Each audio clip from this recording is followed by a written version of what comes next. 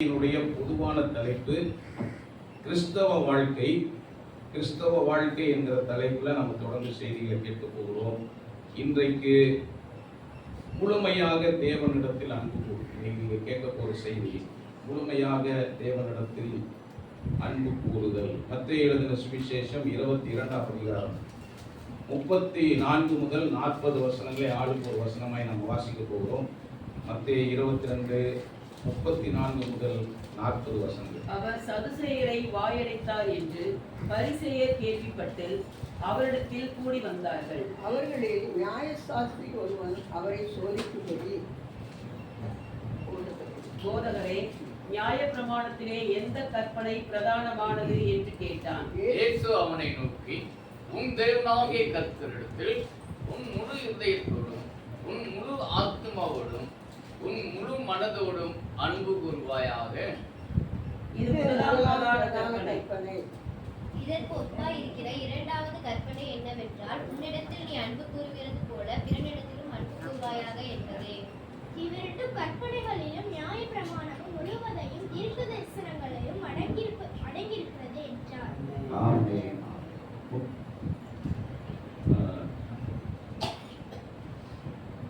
37வது வசனத்தை கவனிப்போம். தேவனாகிய கர்த்தரிடத்தில் உன் முழு இருதயத்தோடும் உன் முழு ஆத்மாவோடும் உன் முழு மனதோடும் அன்பு கூறுவாயாக. அன்பு கூறுவாயாக. அடுத்தது சொல்றாரு 39ல, உன்னிடத்தில் நீ அன்பு கூறுவது போல பிறனிடத்திலும் அன்பு கூறுவாயாக. கவனிங்க, தேவனிடத்துல எப்படி அன்பு கூறணுமா? முழு இருதயம், முழு ஆத்மா, முழு மனது. இது என்னன்னா தேவனை முழுமையாக நேசிக்கணும். இது என்னது? இதுக்கு இணையா சொல்லும் போது அவர் எப்படி சொல்றாருன்னா, அங்க முழு இருதயம், முழு ஆத்மா, முழு மனதெல்லாம் சொல்லல. அங்க என்ன சொல்றாருன்னா, உன்னிடத்தில் நீ அன்பு கூறுவது போல பிறனிடத்திலும் அன்பு கூறுவாயாக. அப்போ பிறரை எப்படி நேசிக்கணும்னா, பிறரை நாம் உண்மையாக நேசிக்க வேண்டும். தேவனை எப்படி நேசிக்கணும்னா, நம்முடைய தேவனை நாம் முழுமையாக நேசிக்க வேண்டும். 35வது வசனத்துல நியாயசாஸ்திரி ஒருவன் வருகிறான். நியாயசாஸ்திரினா யாருன்னா, வேதத்தை நன்றாக அறிந்த ஒரு போதகன், ஒரு ஆசிரியன். வேதத்தை தெளிவாய் ஜனங்களுக்கு போதிக்கிற ஒரு ஆசிரியன், வேதத்துல கற்று தேர்ந்தவன். ஆங்கில மொழிபெயர்ப்புகள் லாயர்னு அதை மொழிபெயர்த்திருக்காங்க. யூதர்கள் என்ன செய்து வைத்திருந்தாங்கன்னா, பழைய ஏற்பாட்டை 613 பிரமாணங்களை அவர்கள் அதை தொகுத்து வைத்திருந்தாங்க. ஆண்டவர் கொடுத்த நியாய பிரமாணத்தை யூதர்கள் என்ன செஞ்சிருந்தாங்கன்னா, 613 பிரமாணங்களை அவங்க என்ன செஞ்சிருந்தாங்க, தொகுத்து வைத்திருந்தார்கள். அதன் அடிப்படையில் தான் அவங்க கர்த்தரை பின்பற்றுவாங்க. இப்போ இந்த போதகர்கள்லாம் கூடி வரும்போது அவங்களுக்குள்ள ஒரு சில விவாதங்கள் வரும். ஆரோக்கியமா அவங்க வேதத்தை குறித்து பேசும்போது அவங்களுக்குள்ள என்ன செய்யும், விவாதங்கள் வரும். அப்போ அவங்களுக்குள்ள பேசும்போது அவங்களுக்குள்ள ஒருத்தர் கேட்டுக்கிறது என்னன்னா, இருக்கிற பிரமாணங்களிலேயே பிரதானமான பிரமாணம் என்னது அப்படின்னு சொல்லி அந்த 613ல எதையாவது ஒன்று அவங்களுக்கு எது பிரதானமா தெரியுதோ அதை பேசிக்கொள்ளுவது அவங்களுடைய ஒரு பழக்கம். அப்ப இதுக்கு பின்னாடி ஒரு சரித்திர பின்னணி இருக்கிறது. இதே கேள்வியை தான் அவர்கள் இயேசு கிறிஸ்துவின் இடத்தில் வந்து அவர்கள் கேட்கிறார்கள்.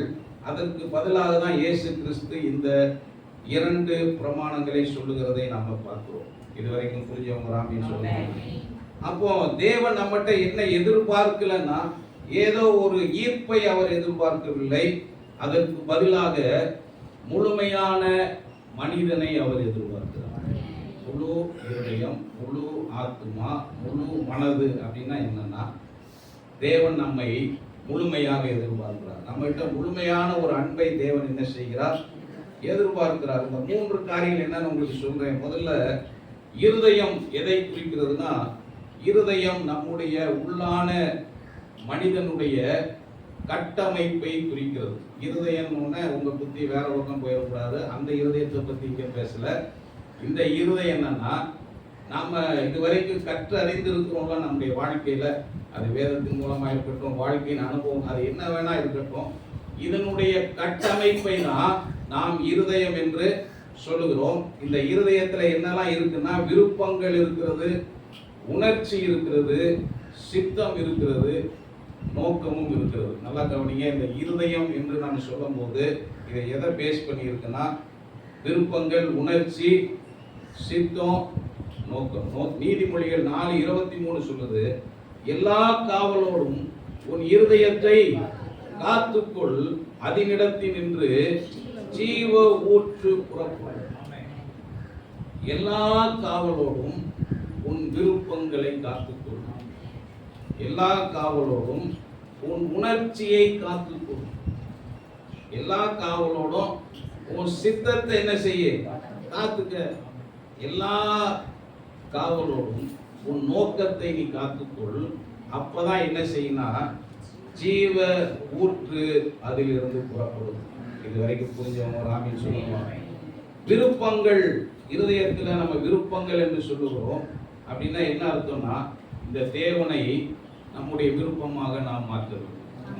அவர் முழு இருதயத்தோடு அப்படின்னு சொல்லும் போது அவர் எதை சொல்ல வர்றாருன்னா, நம்முடைய விருப்பங்கள் அவருடைய விருப்பங்களா இருக்க வேண்டும். கவனிங்க, இந்த உலகத்துல நம்ம விரும்புகிறதற்கு நிறைய காரியங்கள் இருக்கிறது.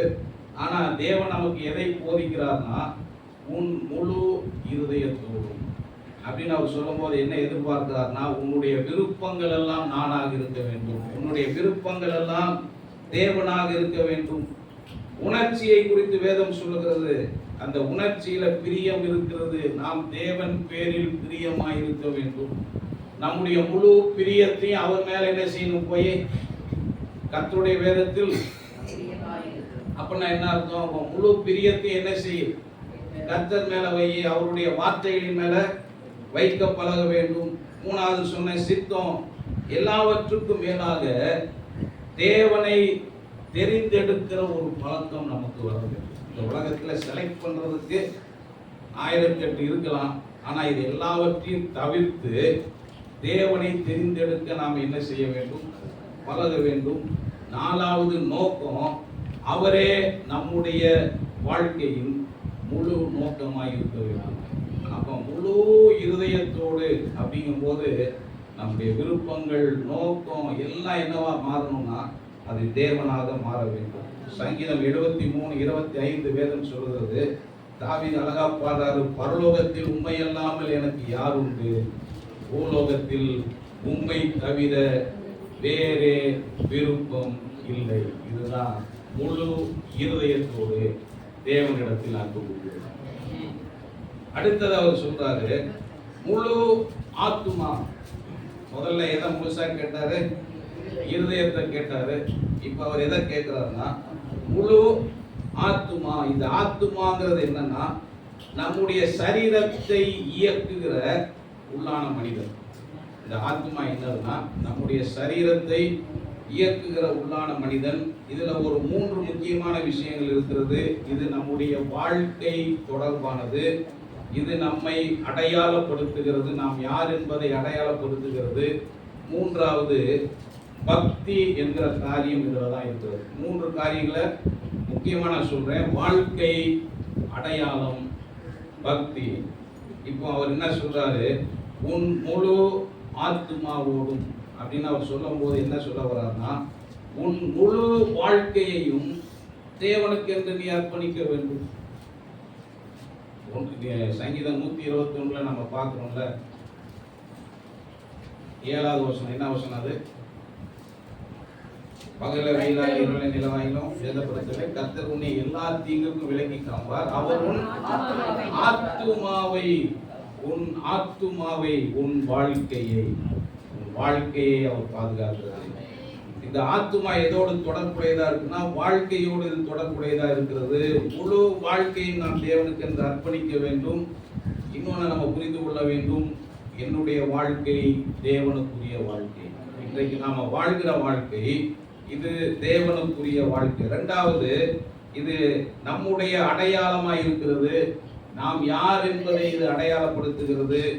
நம்முடைய அடையாளம் மாற வேண்டும், அது தேவனுக்குரிய ஒரு அடையாளமாய் மாற வேண்டும். 3வது பக்தி. நம்முடைய பக்தி வேதத்தில் எழுதப்பட்டுள்ள தேவ பக்தியாக இருக்கிறது. இதுதான் அவர் சொல்றாரு, முழு ஆத்மாவோடும். தேவனுக்காக வாழ்வதன் மூலமாக ஆத்மா தேவனை நேசிக்க வேண்டும். ரோமர் 12ஆம் அதிகாரம் 1 வசனம் விதமாய் சொல்லுகிறது, நீங்கள் உங்கள் சரீரங்களை பரிசுத்தமும் தேவனுக்கு ஜீவ பலியாக ஒப்புக் கொடுக்க வேண்டும் என்று தேவனுக்கு பிரியமுமான ஜீவ பலி, ஜீவ பலி, இதுவே நீங்கள் செய்யத்தக்க புத்தி உள்ள ஆராதனை. நம்முடைய வாழ்க்கையை நாம் அர்ப்பணிக்க வேண்டும். ஒரு ஆமீன் சொல்லுவாங்க. மூணாவது மனம். இந்த மனதில் என்ன இருக்குன்னா, புரிதல் இல்லைன்னா பகுத்தறிவு இந்த மனதில் இருக்கிறது. யோசிக்கிற திறன் இந்த மனதில் இருக்கிறது. அறிவும் இந்த மனதில் இருக்கிறது. அப்போ வேதம் அறிவு என்று சொல்லும்போது நம்முடைய முழு பகுத்தறிவோடு இந்த தேவனை நேசிக்க வேண்டும். அப்ப இந்த அன்பு எங்கிருந்து வர்ற அன்பு இல்லைன்னா ஏதோ உணர்ச்சி வசப்படுகிற ஒரு அன்பு இல்லை. ஆராதனை நேரத்தில் மட்டும் கண்ணை மூடி கையை தூக்கி இயேசுவே உண்மை நாங்கள் நேசிக்கிறோம்னு சொல்றது இல்லை. அன்பு கூறுவேன் இன்னும் அதிகமானோன்னு அப்படியே எமோஷனா நேசிக்கிறது இல்லை. நாம் தேவனை நேசிப்பது எங்கிருந்து வரணும்னா நம்முடைய பகுத்தறிவில் இருந்து வர வேண்டும். புரிஞ்சவங்க ஆமீன் சொல்லுவாங்க. ரெண்டாவது, யோசிப்பதிலிருந்து அது வர வேண்டும். அது என்ன யோசனைனா, வேத வசனங்களில் உண்டான மதிப்பை அறிந்து தியானிப்பது. வேத வசனத்தினும் அதுக்கு இருக்கிற மதிப்பை அறிந்து நீங்க தியானிக்கிறது தான் நம்ம இங்க யோசனை என்று சொல்லுகிறோம். மூன்றாவது, அறிவு, அவரை அறிய பிரயாசப்படுகிறது. தேவனை அறிகிற அறிவை விரும்புவது. இந்த தேவனை இந்த உலகத்தில் அறிகிறதுக்கு எவ்வளோ விஷயங்கள் இருக்குதுங்க. ஆனா அவர் என்ன எதிர்பார்க்கிறார்னா, இந்த தேவனை நாம் அறிய வேண்டும். ஆமீன் சொல்லுங்க. ஆதியாகமம் 1-2 அதிகாரங்களை மாத்திரம் தனியா நீ எடுத்து பார்த்தீங்கன்னா அதுல மனிதனை தேவன் எதற்கு இந்த உலகத்துல சிருஷ்டித்தார் என்பதை நாம தெளிவாய் பார்க்க முடியும். அதுல நம்ம என்ன புரிந்து கொள்கிறோம்னா, மனிதனை எதற்கு இந்த உலகத்துல வைத்திருக்கிறார்னா, தேவனை அறிந்து, தேவனை நாம் அறிந்து இந்த உலகத்தில் அவரை பிரதிபலித்து தேவனுடைய நாமத்தை நாம் வைக்கிறோம். மனிதனை மொத்தத்திலே அவர் படைத்திருக்கார். எதுக்குன்னா அவரை நாம் அறிய வேண்டும், அவரை பிரதிபலிக்க வேண்டும், தேவனுடைய நாமத்தை நாம, அதுலதான் ஆராதனையும் அடங்கி இருக்கிறது. இதுவரைக்கும் புரிஞ்சவங்க ராமேன் சொல்றாங்க. சங்கீதம் 119:97, உமது வேதத்தில் நான் எவ்வளவு பிரியமாய் இருக்கிறேன், நாள் முழுவதும் அது என் தியானம். தேவன் மீது நாம் வைத்திருக்கிற அன்பு கண்மூடித்தனமான ஒரு அன்பு அல்ல, மாறாக அது தேவ அறிவிலும் வேத தியானத்திலும் உண்டாகிற அன்பு. ஆமீன் சொல்றாங்க. அவன் கற்பனைகளை குறித்து பேசுகிறான். 613 இருக்கு. நமக்கு தெரிந்த ஒரு 10 கட்டளைகள் இருக்கிறது. யாத்திராகமம் 20ஆம் அதிகாரம் 13 17 வரைக்கும். இதை நாம 10 கட்டளைகள் என்று சொல்கிறோம். அதை நீங்கள் கவனமாய் கவனித்தீங்கன்னா 3வது வசனத்துல அவர் அந்நிய தெய்வங்கள் வேணான்னு சொல்றாரு. 4வது வசனத்துல ஆராதிப்பதற்கு உங்களுக்கு சுரூபங்கள் மற்றும் படங்கள் வேண்டான்னு அவர் சொல்றாரு. 3வது 7வது வசனத்துல அவருடைய நாமத்தை நாம் என்ன செய்யக்கூடாதான், வீதியில வழங்கக்கூடாது. 4வது சொல்றாரு, ஓய்வு நாளை பரிசுத்தமாய் ஆசரிக்க நினைப்பாயாக. நான் உங்களுக்கு வேத பாடங்களை தெளிவா பேசிக்கிட்டு வரேன். இன்னைக்கு நமக்கு ஓய்வு நாள் கான்செப்ட் இல்லை. ஓய்வு நாள் அப்படின்னு நம்ம சொல்றது சனிக்கிழமை. இன்றைக்கு நாம் கர்த்தரை ஆராதிப்பது என்னைக்கு ஆராதிக்கிறோமா, கர்த்தருடைய நாளில் ஆராதிக்கிறோம். இயேசு கிறிஸ்து உயிர்த்தெழுந்த நாள்ல இன்னைக்கு நாம் என்ன செய்கிறோம்னா, நாம் அவரை ஆராதிக்கிறோம். இந்த பேட்டர்ன் எங்கிருந்து வந்துச்சுன்னா, யூதர்கள் வழக்கமா சனிக்கிழமையே கர்த்தர் ஆராதிச்சுட்டு வராங்க. ஆனா இயேசு கிறிஸ்து என்ன செய்யறாருன்னா, ஞாயிற்றுக்கிழமையில உயிர்த்தெழுகிறார். முதல் நாள் என்ன செஞ்சிட்டாரு, முதல்ல ஞாயிற்றுக்கிழமை உயிர்த்தெழுந்தார். அதுக்கப்புறம் இந்த சீஷர்கள் அவர் சந்திக்க வர நாட்களை பார்த்தீங்கன்னா, ஒவ்வொரு முறையும் வேதம் சொல்லுது, அந்த நாள்ல இருந்து 8வது நாளில் அப்போ அவர் என்றைக்கு தான் இவங்களுக்கு தரிசனம் ஆகிறார்னா, இவர் ஞாயிற்றுக்கிழமையில தரிசனம் ஆகிறார். 2வது தரிசனம், 3வது தரிசனம் சரியான கேப்ல அவர் என்ன செய்தார்னா, ஞாயிற்றுக்கிழமையில தரிசனமானதுனால அப்போஸ்தல நடவடிக்கைகளுக்குள்ள நம்ம வரும்போது வேதத்தில் என்ன பார்க்கிறோம்னா, அவங்க என்ன சொல்றாங்க, கர்த்தருடைய நாளிலே நாங்கள் கூடி வந்த போது.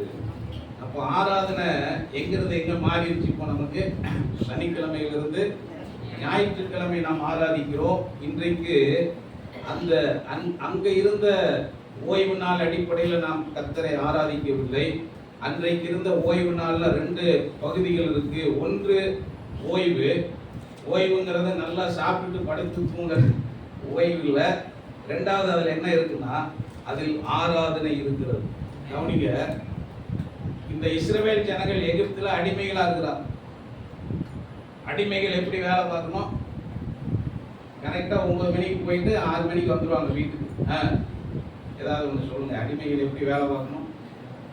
நேரமும் கிடையாது, காலமும் கிடையாது, ஓடுறதை சாப்பிட்டுட்டு கம்முன்னு என்ன செய்யணும் வேலையா? அப்ப வாரத்துல எவ்வளவு நாள் வேலை செஞ்சிருப்பாங்க சொல்லுங்க?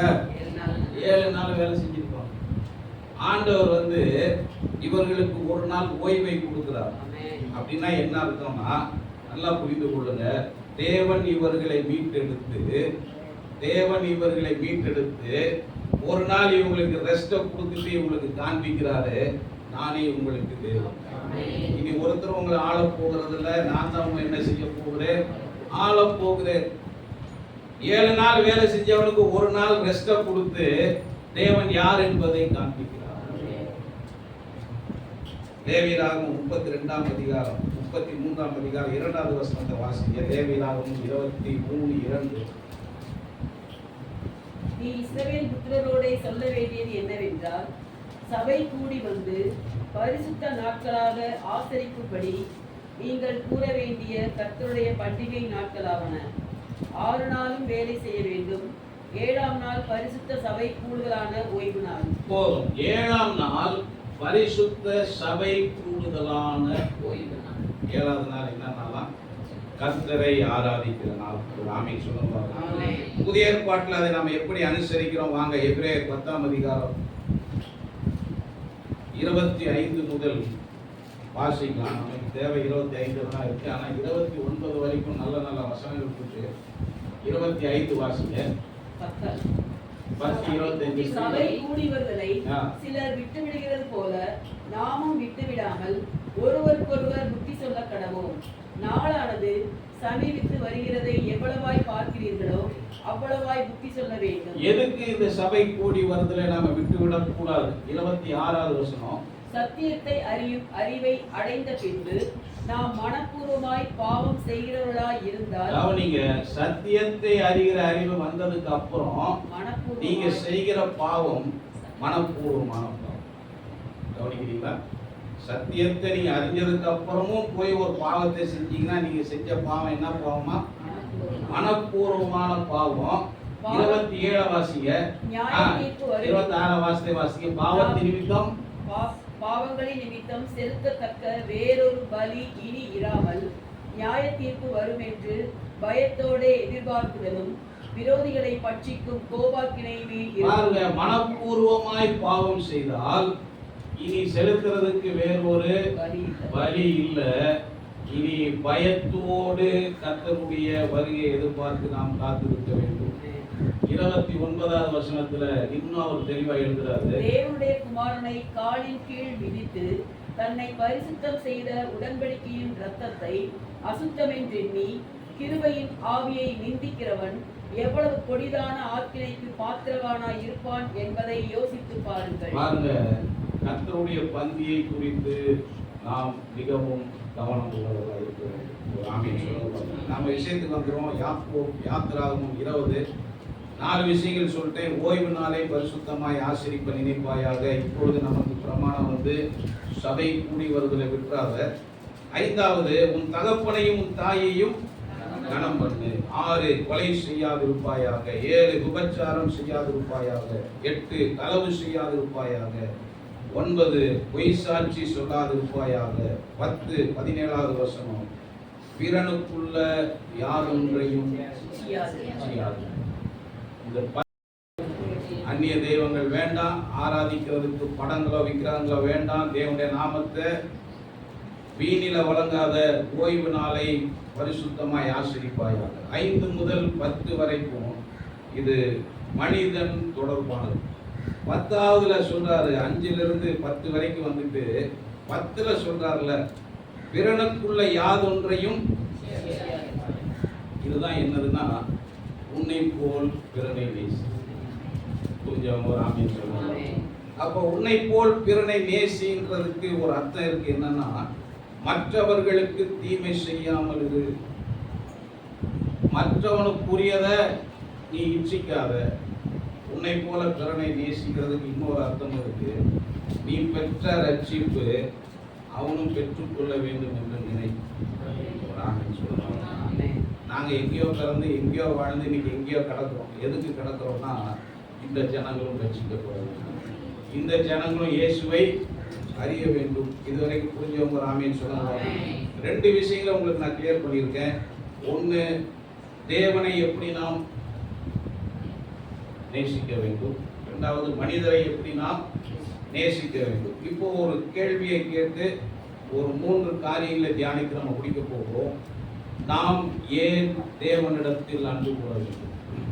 அன்பு கூறு அன்பு கூறு அன்பு கூறுங்கிறப்ப முழு இருதயத்தோடு, முழு ஆத்மாவோடு, முழு மனதோடு அன்பு கூறுன்னு சொல்றாருல. நாம் ஏன் இந்த தேவனிடத்துல அன்பு கூற வேண்டும்?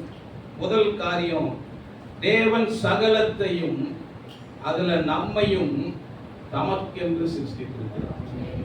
ஐயா, இது உங்களுக்கு புரிஞ்சாலும் சரி, புரியலனாலும் சரி, நீங்க இதை ஏத்துக்கிட்டாலும் சரி, உங்களால் இதை ஏத்துக்க முடியலனாலும் சரி, உங்களை அவர் தமக்கென்று சிருஷ்டித்திருக்கிறார். ஆதியாகமம் 1, 2, 3 நீங்க தெளிவா வாசித்து பார்த்தீங்கன்னா இந்த சிருஷ்டிப்புகளை எல்லாம் அவர் மூலமாய் வந்திருக்கிறது. அவர் தமக்கென்று இவைகளை என்ன செய்திருக்கிறார்? சிருஷ்டித்திருக்கிறார். அவருடைய ரூபத்தின்படி, அவருடைய சாயலின்படி நம்மை சிருஷ்டித்திருக்கிறார். எதுக்கு? எதுக்கு? நம்ம இஷ்டத்துக்கு வாழ்றதுக்கா? அவரை பிரதிபலிக்கிறதுக்கா? எதுக்கு அவருடைய ரூபம்? எதற்கு அவருடைய சாயலனா? இந்த தேவனை பிரதிபலிக்கும்படியாக நாம் சிருஷ்டிக்கப்பட்டிருக்கிறோம். நல்லா கவனிங்க. மனிதன் பாவம் செய்கிறான், தேவனோடு இருக்கிற உறவை எடுத்துக் கொள்கிறான். அதை மீட்டெடுக்க அவர் தம்முடைய குமாரனை அனுப்பி, அந்த மீட்புனாவே என்ன தெரியுமா அர்த்தம்? இழந்து போன ஒன்றை விலை கொடுத்து வாங்குவது. இன்னைக்கு குமாரனை அனுப்பி அவருடைய ரத்தத்தினால திரும்ப என்ன செய்திருக்கிறார்னா, விலை கொடுத்து உங்களையும் என்னையும் அவர் வாங்கி இருக்கிறார். முதல்ல நாம் ஒரு காரியத்தை புரிந்து கொள்ள வேண்டும். நாம் தேவனுக்கு என்று சிருஷ்டிக்கப்பட்டவர்கள். சிருஷ்டிப்புல மிஸ் பண்ணோம். திரும்ப அவர் என்ன செய்திருக்கிறார்னா, தேவனுக்கு என்று இன்றைக்கு அவர் நம்மை மீட்டெடுத்திருக்கிறார். மொத்தத்தில் இந்த தேவனிடத்தில் நாம் எதற்கு அன்பு கூற வேண்டும் என்றால், அவர் தமக்கென்று நம்மை சிருஷ்டித்திருக்கிறார். ஆதியாகமம் 1:27 தேவன் தம்முடைய சாயலாக மனுஷனை சிருஷ்டித்தார், அவனை தேவ சாயலாகவே சிருஷ்டித்தார். ஆணும் பெண்ணுமாக அவர்கள், ஆணும் பெண்ணுமாய் நாம் இணையும் போது நாம் தேவனுடைய நாமத்தை நினைவுகிறோம். ஐயா, இந்த 2ஐயும் ஒருங்கிணைஞ்சு தான் அவர் என்ன செய்கிறார்னா நம்மை சிருஷ்டித்திருக்கிறார். இந்த 2ம் தன்னுடைய பங்கை சரியாய் நிறைவேற்றும் போது அதுல தேவன் மகிமைப்படுகிறார். புரிஞ்சவங்க ராமேன்னு சொல்றாங்க. தேவ சாயல், அதுதான் நம்முடைய வடிவமைப்பு. அந்த வடிவம் நல்லா கவனிங்களா. நம்முடைய டிசைன், நம்ம எப்படி அவர் சிருஷ்டித்திருக்கிறார்னா தேவ சாயலாக சிருஷ்டித்திருக்கிறார். இதனுடைய வடிவமைப்பு என்னன்னா, நாம் தேவனை அறிந்து கொள்ளும் விதமாக சிருஷ்டிக்கப்பட்டிருக்கிறோம். புரிஞ்சவங்க ராமேன்னு சொல்றாங்க. நம்முடைய தன்மையே என்னன்னா, நமக்குள்ள இருக்கிற ஒரு ஒரு ஒரு ஈக ஒரு வாஞ்சையை உள்ள வச்சிருக்காரு. அது என்னன்னா, தேவனை அறிய வேண்டும் ஒரு வாஞ்சையோடு இந்த மனிதன் சிருஷ்டிக்கப்பட்டவன். அப்ப நம்முடைய சிருஷ்டிக்கப்பட்ட விதம், தேவனை அறிந்து கொள்ளுகிற விதம், அவரை பிரதிபலிக்கிற விதம் மற்றும் அவரை நேசிக்கிற விதமாக தேவன் நம்மை சிருஷ்டித்திருக்கிறார். நம்மகிட்ட இல்லாத ஒன்று ஆண்டவர் கேட்கல. நம்முடைய டிசைனே அதுதான். புரிஞ்சவங்க ராமேன்னு சொல்லுவாங்க. தேவனிடத்தில் அன்பு கூறு, தேவனிடத்தில் அன்பு கூறு. சிருஷ்டிகரை சிருஷ்டிப்பு நேசிப்பதுதான் தேவனிடத்தில் அன்பு கூறு. பிள்ளைகளை பெற்று வளர்க்குறோம், பிள்ளைகள் பெற்றோரை நேசிக்குதா இல்லையா? நான் வளர்ந்ததை கேட்கல, வளர்ந்துகிட்டு இருக்கிறத கேட்கிறேன். நேசிக்குது. ஏன் நேசிக்குது? உலகத்திலேயே உங்களை மாதிரி ஒரு அப்பாவும் ஒரு அம்மாவும் இல்லாததுனால உங்களை நேசிக்குதா? நீங்கள் பெற்றோர் என்பதனால் அது உங்களை நேசிக்கிறது. நாம் தேவனை நேசிக்கிறோம். ஏன் நேசிக்கிறோம்னா அவர் நம்மை சிருஷ்டித்த தகப்பனா இருப்பதனால நாம் என்ன செய்கிறோம்? அவரை நேசிக்கிறோம். இயற்கைக்கு மாறான ஒன்றை தேவன் நம்மிடத்தில் எதிர்பார்க்கவில்லை. உண்மையிலேயே நாம் தேவனை நேசிக்கும்படியாக நாம் வடிவமைக்கப்பட்டிருக்கிறோம். புரிஞ்சவங்க ஆமென் சொல்லுங்க. மூணாவது, தேவனோடு உறவு இல்லாமல் மனித வாழ்க்கை அல்லது மனிதனுடைய இருதயம் என்ன ஆகாதுன்னா அது முழுமையாவதில்லை.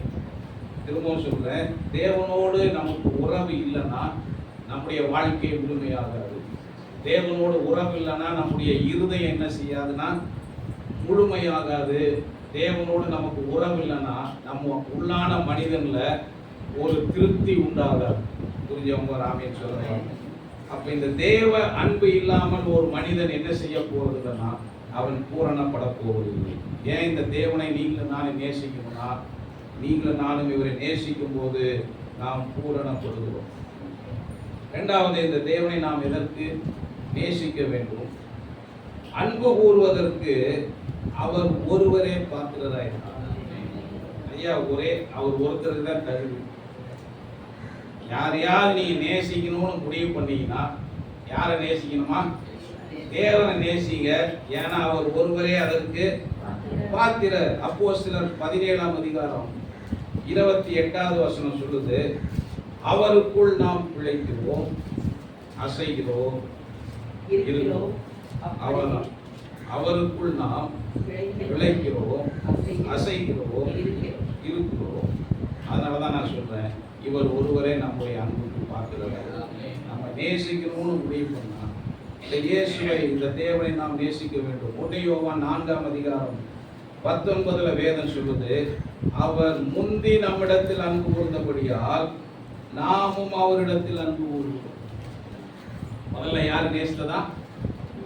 அவர் முந்தி நம்மிடத்தில் அன்பு கூர்ந்ததால நாமும் என்ன செய்கிறோம்? அவரை நாம் தேவனிடத்தில் அன்பு கூறுவது கட்டாயத்தினால் அல்ல, தேவன் அன்புக்கு நாம் மறுவினையாற்றுகிறோம். ஐயா, கிறிஸ்தவ வாழ்க்கையினுடைய ரொம்ப பேசிக்கான விஷயத்தை உங்களுக்கு புதிய உடன்படிக்கையில் போதிச்சேன். அது என்னன்னா, கிறிஸ்தவ வாழ்க்கை ரெஸ்பான்சிவ் தான்.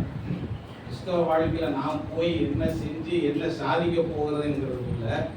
தேவன் எதை செய்தாரோ அதற்கு நான் எப்படி மறுவினையாற்றுகிறேன் அப்படிங்கிறதுல மட்டும்தான் நம்முடைய முழு கிறிஸ்தவ வாழ்க்கையுமே இருக்கு. கொஞ்சம் ராமன் சொல்லலாம், சிலுவையில் அவர் ரத்தம் சிந்தினார்னா அவர் நம்ம கிட்ட என்ன எதிர்பார்க்கிறார்னா, எனக்காக அவர் சிலுவையில் தொங்கினதை நான் விசுவாசிக்கிறேன். புரியுதா உங்களுக்கு சொல்றது? இங்க அவர் செஞ்சிட்டாரு. என்னுடைய மறுவினை என்னன்னா, நான் அவரை என்ன செய்கிறேன்? விசுவாசிக்கிறேன். என்னுடைய ரட்சிப்புக்கு தேவையான எல்லாத்தையும் செஞ்சுட்டு எனக்கு ஒரு அழைப்பு கொடுக்கிறாரு. நான் என்ன செய்யணும்னா அந்த அழைப்பை ஏற்று நான் மனம் திரும்ப வேண்டும். அப்ப நம்ம ரெஸ்பான்ஸ் எங்க இருக்கு? அவர் எல்லாம் செஞ்சு முடிச்சுட்டாரு. நான் என்ன செய்யணும்னா அவர் பக்கமாய் நான் திரும்ப வேண்டும். புரியுதா? நம்முடைய ரெஸ்பான்ஸ்னா என்னன்னு உங்களுக்கு புரியுதா? அப்போ செய்யறதெல்லாம் அவர் தாங்க செய்யறாரு. நாம் இதை எப்படி கையாளுகிறோம்? அவர் அன்பா தான் இருக்காரு. அந்த அன்பை நாம் எப்படி கையாளுகிறோம்? சிலுவையில எனக்காக அவர் மரித்தார். மரித்த இயேசுவை நாம் எப்படி கையாளுகிறோம்? எவ்வளவு வாக்கு தத்தங்களை கொடுத்திருக்காரு அன்பின் நிமித்தமா. இவ்வளவு வாக்கு தத்தங்களை கொடுத்த தேவனுக்கு என்னுடைய ரெஸ்பான்ஸ் என்ன? அப்போ கிறிஸ்தவ வாழ்க்கை முழுக்க முழுக்க எதை பேஸ் பண்ணி இருக்குன்னா, தேவன் ஏதோ ஒன்றை செய்து கொண்டே இருக்கிறார்.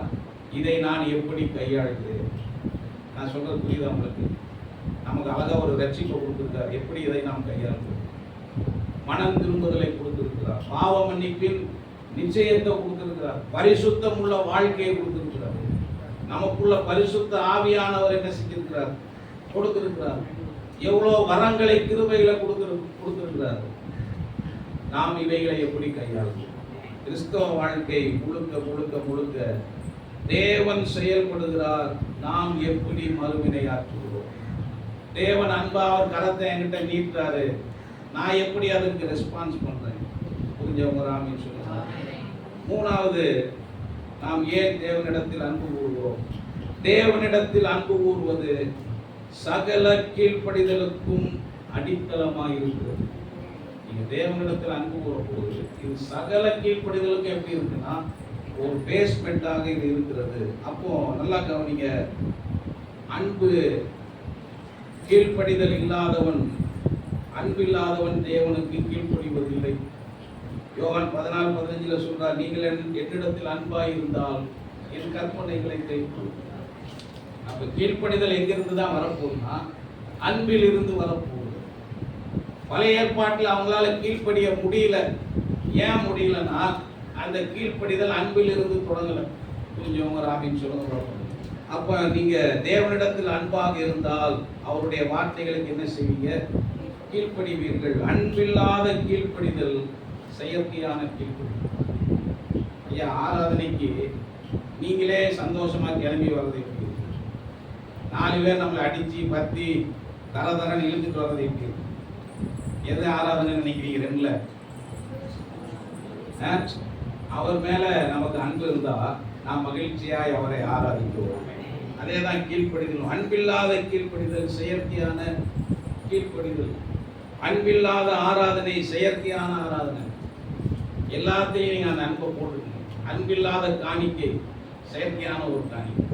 அன்பில்லாத ஊழியம் செயற்கையான ஏதோ கடமைக்காக செய்கிற ஒரு ஊழியம். அன்பில்லாத கிறிஸ்தவம் செயற்கையான ஒரு கிறிஸ்தவம். அன்பு இருந்தால் நம்ம என்ன செய்யணும்னா தாராளமாய் தேவனோடு நம்முடைய நேரத்தை செலவிடுவோம். இது வரைக்கும் முடிஞ்சவங்க ராமின்னு சொல்லுவாங்க. இப்போ ஏன் அன்பு கூறணும் அவங்களுக்கு சொல்லிட்டேன். ஒருவன் தேவனிடத்தில் அன்பு கூறாமல் போனால் என்னால் அதை சொல்லி கொடுக்கிறோம். ஏன் தேவனிடத்தில் அன்பு கூறணும் அவர் சொல்லிட்டாரு. ஏன் அன்பு கூறணும்னு நம்ம பார்த்தாச்சு. அன்பு கூறாமல் போனால் என்ன ஆகும்? ஏசாயா 52:59 என்ன செய்யுதுன்னா, நமக்கும் தேவனுக்கும் இடையில் ஒரு பிரிவினை வருகிறது. ஒரு ஆவிக்குரிய வாழ்க்கையில் ஒரு பிரிவினை வருகிறது. அந்த அக்கிரமங்கள் என்ன செய்யுதுன்னா தேவனுக்கும் நமக்கும் இடையில் ஒரு சுவராக நிற்கிறது. அவன் பாவத்திற்கு அடிமையாயிருப்பான். நீங்க தேவனிடத்துல அன்பு கூறலன்னா நீங்க எதுக்கு அடிக்ட் ஆயிருவீங்க சொல்லுங்க? பாவத்திற்கு நீங்கள் அடிமையாயிருப்பீர்கள். நீதிமொழிகள் 14:34 சொல்லுது. நீதிமொழிகள் 14:34 பாவமோ எந்த ஜனத்திற்கும் நிகழ்ச்சி. எல்லாரும் சொல்லாம வாயை திறந்து. பாவமோ எந்த ஜனத்திற்கும் நிகழ்ச்சி. அப்போ பாவம் ஒரு அவமானம். எந்த ஜனம்? இஸ்ரவேலருக்கு மட்டும் சொல்லல அவர் எழுதும் போது. யாரு பாவம் செஞ்சாலும் அது ரட்சிக்கப்பட்டவனா இருந்தாலும் சரி, ரட்சிக்கப்படாதவனா இருந்தாலும் சரி, பாவம் என்னதுதான்? பாவம் ஒரு இகழ்ச்சி. பாவம், அந்த இகழ்ச்சிங்கிற வார்த்தைக்கு ஒரு 3-4 அர்த்தங்கள் இருக்கிறது. பாவம் என்பது ஒரு அவமானம். நீ ரட்சிக்கப்பட்டிருந்தாலும் சரி, ரட்சிக்கப்படலைனாலும் சரி, நீ பாவம் செஞ்சினா அது என்னது? உனக்கு அவமானம். பாவம் ஒரு அவகீர்த்தி. பாவம் ஒரு அவகீர்த்தி. பாவம் எதை வாழ்க்கையில கொண்டு வருதுன்னா வெட்கத்தை கொண்டு வருகிறது. பாவம் என்னது? ஒரு வெட்கம். பாவம் ஒரு கனவீனம். உங்கள் மதிப்பை சொல்லுது. பாவம் என்னது? ஒரு கனவீனம். இப்படி யோசிக்க. ஆதியாகம 2 அழகா ஒரு ஏதேன் சூப்பரா இருக்கு. தேவ பிரசன்னம். நினைச்சதெல்லாம் அவங்களுக்கு அந்த தோட்டத்துக்கு. இப்ப எந்த பிரச்சனையுமே அங்க இல்லை. கரெக்டா? இப்ப பாவம் உள்ள வந்துச்சு. பாவம் உள்ள வந்துச்சு. முதல்ல என்ன நடந்துச்சுன்னா தேவனோடு உள்ள அவர்களுடைய உறவு என்ன செஞ்சிருச்சு? போயிருச்சு. தேவனோட உறவு என்ன செஞ்சிருச்சு? போயிருச்சு. நீ பாவம் செஞ்சா உன்னை ஏதேனை விட்டு திறந்து வேணா அவர் சொன்னாரா? ஆனா என்ன செஞ்சார்? இதுதான் நான் சொல்றது உங்களுக்கு. ஏதேன் என்பது மகிழ்ச்சியை குறிக்கிறது. பாவம் உள்ள வந்த உடனே மகிழ்ச்சி வெளியில போயிடுச்சு. மகிழ்ச்சியை விட்டு மனிதன் துரத்தப்படுகிறான். அப்போ இதை தான் நம்ம சொல்றோம், பாவம் நமக்கு ஒரு அவமானம். பாவம் வந்ததுக்கு அப்புறம் தான் அவர்கள் நிர்வாணிகள் என்பதை என்ன செய்யறாங்க? அறிகிறார்கள். பாவம் ஒரு அவகீர்த்தி, அது ஒரு வெட்கம், அது ஒரு கனவு. வேதம் எதை பாவம்னு சொல்லிருச்சு, அது பாவம் தான். அது தேவனுக்கு பிரியமான தாவீதே செஞ்சாலும் அது பாவம் தான். அது நான் செஞ்சாலும் அது பாவம் தான். அது நீங்க செஞ்சாலும் பாவம் தான். நாம செய்யறதுனால ஆண்டவர் அப்படியே அதை ஒரு சோப்பு போட்டு மறைச்சி இது பாவம் இல்லைன்னு ஒரு நாள் என்ன செய்ய போறதில்ல, சொல்ல போறதில்ல. யார் அதை செய்தாலும் அவர்களுக்கு வெட்கம் உண்டாகும், அவமானம் உண்டாகும், அவகீர்த்தி உண்டாகும். இதுக்கெல்லாம் நீங்க ஆமீன் சொல்ல மாட்டீங்க. ஆனா நான் செய்தி முடிக்க மாட்டேன்.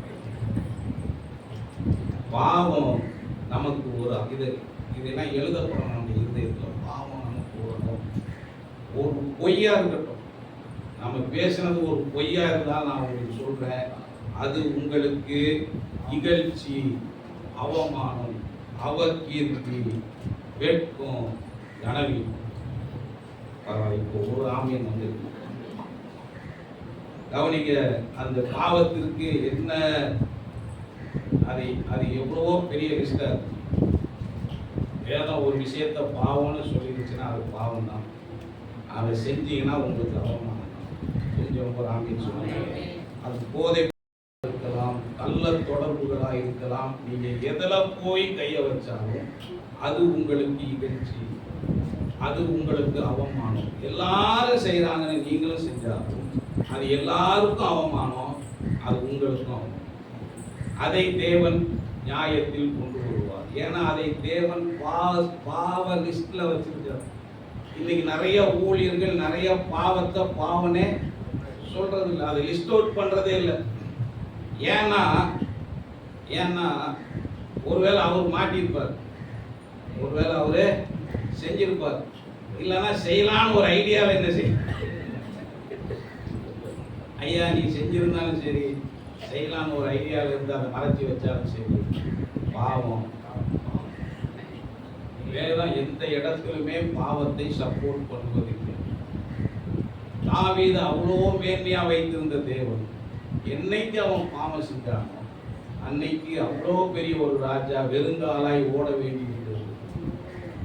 அவ்வளோ பெரிய ராஜாவுக்கு ஒரு தலை குனிவு, அவமானம், நிந்தை. எவனோ ஒருத்தன் கல்லுட்டு எறிகிறான், யாருன்னே தெரியாது. அவன் என்ன செய்யறான், அந்த தாவீதின் சேனை யார்த்தையுமே தோத்ததில்லை. தாவீதின் சேனை அவன் முன்னாடி ஒருத்தருமே நின்னதில்லை. ஆனா ஒருத்தன் இப்போ என்ன செய்யறான், அந்த முழு சேனைக்கு எதிராக கல்ல வீசுறான். ஏன்னா பாவம் ஒரு இகழ்ச்சி. அதனால சமீபத்தில் கூட யாரோ பேசினாங்க, சென்னை ஊழியத்துக்கு போயிருக்கும் போது நினைக்கிறேன், யாரோ ஒரு ஊழியர் காதலை பற்றி ரொம்ப சப்போர்ட் பண்ணி யாக்கோபு காதல் பண்ணினார். நான் சொன்னேன், யாக்கோபு காதல் பண்ணலை. யாக்கோபுக்கு கல்யாணம் ஆகும்போது உங்களுக்கு வயசு தெரியுமா? உண்மையிலே அவனுக்கு வயசு தெரிஞ்சா நீங்க அதை காதல்னே சொல்லணும். யாருக்கா தெரியுமா யாக்கோபுக்கு எத்தனை வயசுல கல்யாணம்? ஏசாவுக்கு 40 வயசுல ஆயிடுச்சுன்னு வேதத்துல போட்டு, யாக்கோபுக்கு போடல. ஆனா யாக்கோபுடைய வாழ்க்கையை நீங்க கொஞ்சம் அலசி பார்த்தீங்கன்னா அது கொஞ்சம் கால்குலேஷன் பின்னாடி இருந்து வரணும். எங்க இருந்து வரணும்னா, அவன் பார்வோனுக்கு முன்னாடி நிற்கும் போது இருந்து பார்வோனுக்கு முன்னாடி நிற்கும் போது இருந்து ஆரம்பிக்கும். பார்வோனுக்கு முன்னாடி அவன் நிற்கும் போது அவனுக்கு வயசு 130. கரெக்டா?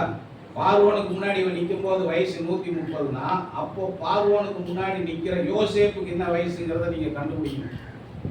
30 வயசுல அதிபதி ஆகுறான். 7 வருஷம் ஏற்கனவே ஆசீர்வாதம் முடிஞ்சிருச்சு. இப்ப 2வது வருஷம் பஞ்சம், இன்னும் 5 வருஷம் பஞ்சம் இருக்குங்கிறான். யோசேப்புக்கு வயசு 39, யாக்கோபுக்கு வயசு 130. கழிங்க, யோசேப்பு பிறக்கும் போதே யாக்கோபுக்கு வயசு 91. நீங்க கரெக்டா கணக்கு போட்டீங்கன்னா கிட்டத்தட்ட 80 வயதுல தான் அவங்க பெற்றோர் என்ன சொல்றாங்கன்னா, அங்க போய் உனக்கு பெண்ணை தெரிந்து கொள்ளுன்னு அனுப்புறாங்க. இவர் போய் லவ் பண்ணி கல்யாணம் பண்ணாங்க. அவரு தான் என்ன செஞ்சாரு, எப்பா எனக்கு வயசாயிருச்சு, கண்ணெல்லாம் குருடாகி போச்சு, என்னால சரியா என்ன செய்ய முடியாது, உனக்கு பொண்ணு பார்த்து கட்டி வைக்க முடியாது, உங்க அம்மா பக்கத்துல இருந்தாலும் எனக்கு ஏதாவது வாய்க்கு ருசியா துவையில வேலை அரைச்சு கொடுப்பா, அதனால நீயே என்ன செஞ்சுக்க, போய் பார்த்து உனக்கு ஒரு நல்ல பொண்ணா, அதுவும் போக வேண்டிய வீட்டையும் சொல்லி அனுப்புனாங்க. புரிஞ்சவங்க ராமன் சொல்லுவாங்க.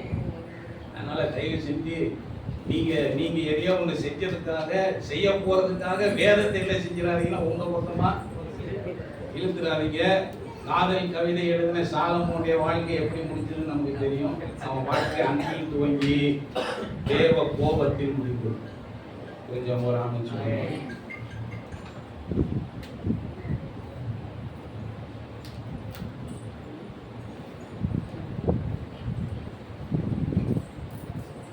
ரெண்டாவது, முதல் ஆவிக்குரிய பிரிவினை சொல்றேன். ரெண்டாவது, வாழ்க்கை தவறான வடிவமைப்பாக மாறும். நம்முடைய வாழ்க்கையினுடைய டிசைன் மாறி, தேவன் ஒரு டிசைனோட நம்ம என்ன செய்திருக்காரு, நமக்கு அழகான ஒரு வடிவமைப்பை கொடுத்திருக்கிறார்.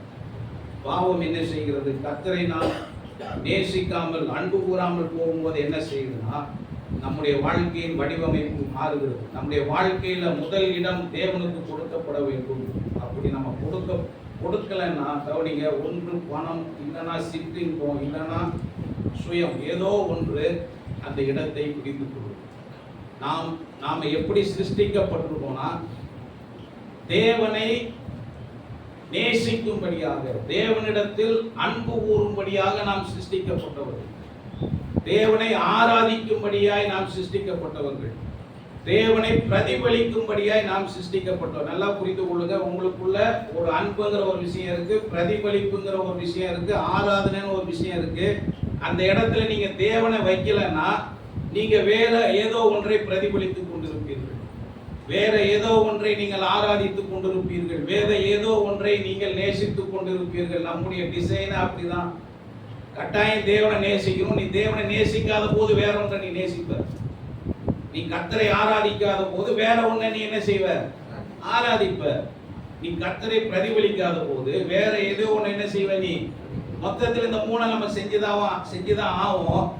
ஆனா நாம் எதற்கு சிருஷ்டிக்கப்பட்டிருக்கிறோமோ அந்த வேலையை சரியாக செய்ய வேண்டும். புரிஞ்சவங்க ஆமென் சொல்லுவாங்க. ஜனங்கள் தேவனை நேசிக்காதபடினால்தான் பணத்தை நேசிக்கிறார்கள், சிற்றின்பம்னா அவங்களுக்கு புரியுதா, பாவத்தை தான் நம்ம சிற்றின்பம்னு சொல்றோம். சிற்றின்பம்னா என்னன்னா கொஞ்ச நேரம் சந்தோஷத்தை கொடுக்கக்கூடியது. ஐயா, அது கொஞ்ச நேரம் சந்தோஷத்தை கொடுக்கறதுனால தான் உலகம் முழுசு அதை செய்யறான். அதுல சந்தோஷம் இல்லைன்னு நான் சொல்ல, ஆனா அது கொஞ்ச நேரம், ஆனா அதனுடைய தலைவலி பெருசு. புரிஞ்சவங்க ராமின்னு சொல்லுவாங்க. அதுக்கப்புறம் ஏதேனே அங்க கட்டாயிருச்சு.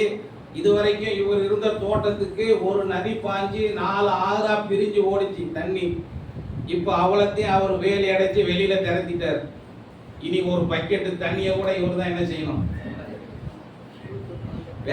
வேப்ப மரத்தை வச்சார்னா அந்த வேப்ப மரத்துக்கு தண்ணி ஊத்துறதுக்கு பக்கெட்டை தூக்கிட்டு போய் எந்த ஆற்றை தேடி போகணுமோ எந்த குளத்தை தேடி போகணுமோ தெரியல, ஒவ்வொரு டம்ளர் தண்ணியும் இவர் தான் சுமந்துட்டு வரணும்.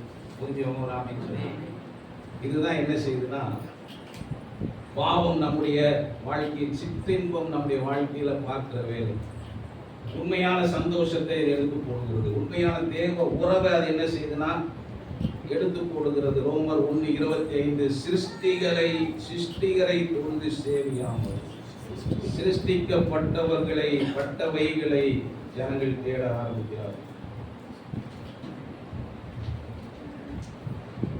2 விஷயம் சொல்லிட்டேன், 3ஆவதை சொல்லி முடிக்கிறேன். இது கேட்கறது கொஞ்சம் கஷ்டமா இருக்கும், ஆனால் கேளுங்க, ஆசீர்வாதமா இருக்கும். ஒருவன் தேவனிடத்தில் அன்பு போடலன்னா வேதம் சொல்லுகிறது அவன் சபிக்கப்பட்டவன். 1 கொரிந்தியர் 16ஆம் அதிகாரம் 22வது வசனம். இதுக்கு வசனம் இருக்கான்னு என்கிட்ட கேட்கறாதீங்க, உங்க பைபிள்லே தான் இருக்கு. இதை ஆசீர்வாத பிரசங்கியாரும் எடுக்க மாட்டாங்க, அவங்களுக்குலாம் அது இருக்கிற இடமே தெரியாது. ஒருவன் கர்த்தராகிய இயேசு 1 கொரிந்தியர் 16:22 ஒருவன் கர்த்தராகிய இயேசு கிறிஸ்துவினிடத்தில் அன்பு கூறாமல் போனால் அவன் சபிக்கப்பட்டவனாய் இருக்க கடவன். கர்த்தர் வருகிறார். வருகையை பற்றி பேசும்போது பவுல் சொல்றாரு, ஒருவன் கர்த்தராகிய இயேசு கிறிஸ்துவினிடத்தில் அன்பு கூறாமல் போனால் அவன் சபிக்கப்பட்டவனாய். 9 செய்தி எடுத்தான் வருகையை பற்றி. அன்னைக்கெல்லாம் இது வரல. அன்பை பற்றி பேசும்போது ஒரு வார்த்தை ஸ்ட்ராங்காக கொடுக்கப்படுகிறது. நாம் கட்டாயம் இந்த தேவனை நேசித்தாக வேண்டிய ஒரு இடத்தில் நாம் இருக்கிறோம். கொஞ்சம் ஒரு ஆமீன் சொன்னாங்க.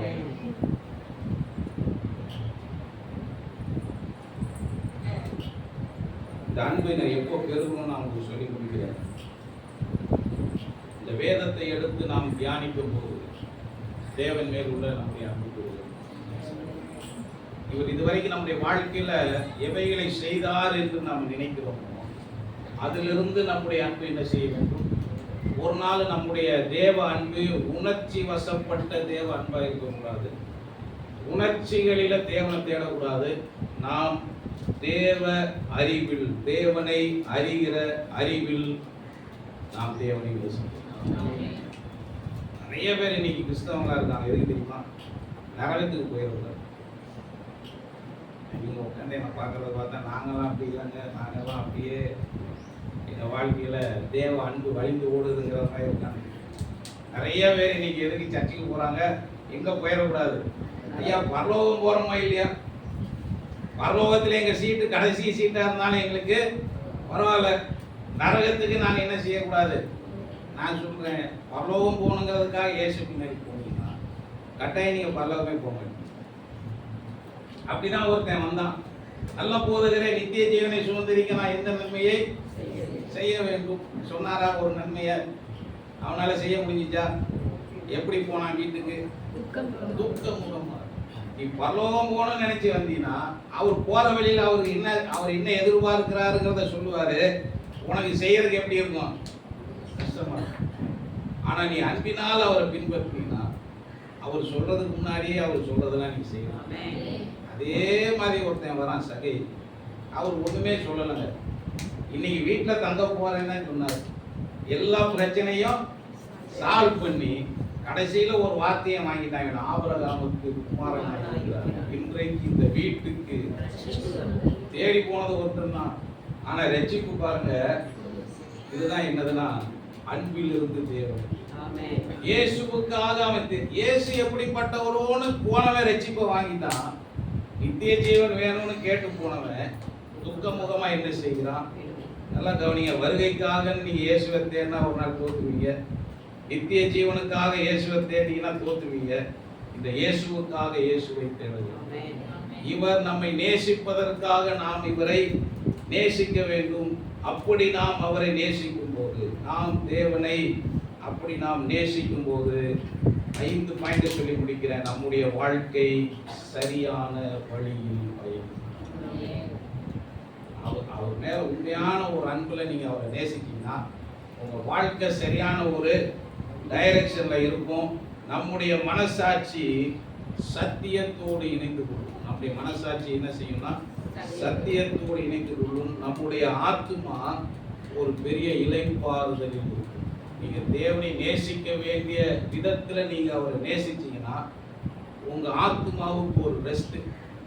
இயேசு நமக்கு கொடுக்கிற பெரிய ஆசீர்வாதங்கள்ல ஒரு ஆசீர்வாதம் என்ன தெரியுமா? இன்னைக்கே நம்முடைய ஆத்துமாவை ஒரு ரெஸ்ட்டுக்கு கொண்டு வர்றது தான் அவர் நமக்கு வச்சிருக்க பெரிய ஆசீர்வாதம். இந்த சரீரத்துல வாழ்க்கை முழுசும் பிரயாசங்கள் இருக்கலாம், உழைப்புகள் இருக்கலாம், ஊழியம் இருக்கலாம். ஆனா இயேசு நமக்கு வாக்கு பண்ணினது என்னன்னா நம்முடைய ஆத்துமாவுக்கு இணைப்பார். அதே 11:29 அவர் தெளிவா சொல்றாரு, அவரிடத்தில் நாம் கற்றுக்கொள்வோம். அவர்கிட்ட போய் பாடத்தை கரெக்டா நீங்க படிச்சுட்டீங்கன்னா உங்க ஆத்துமாவுக்கு இணைப்பார். 4வது, இந்த கிறிஸ்துவ வாழ்க்கை, இந்த அன்பு பாருங்க. இந்த கிறிஸ்துவ வாழ்க்கையில விசுவாசம், கீழ்ப்படிதல், பரிசுத்தம், ஊழியம் மற்றும் அனைத்தும் சரியான விதத்தில் அமையும். நீங்கள் தேவன் மேல அன்பு வைக்கும் போது உங்களுடைய விசுவாசம், கீழ்ப்படிதல், பரிசுத்தம், ஊழியம் மற்றும் அனைத்து காரியங்களும் சரியான விதத்தில் அமையும். 5வதாக, எல்லாவற்றுக்கும் மேலாக அவரை நாம் நேசிக்கும் போது கிறிஸ்தவ வாழ்க்கை சீரான ஒரு வளர்ச்சி. தேவனை நேசிக்க கிறிஸ்தவ வாழ்க்கை ஒரு சீரான வளர்ச்சியில் இருக்கும். தேவன் தாமே இந்த வார்த்தைகளை நமக்கு ஆசீர்வதித்து கொடுப்பாராக. கேட்ட செய்திக்காக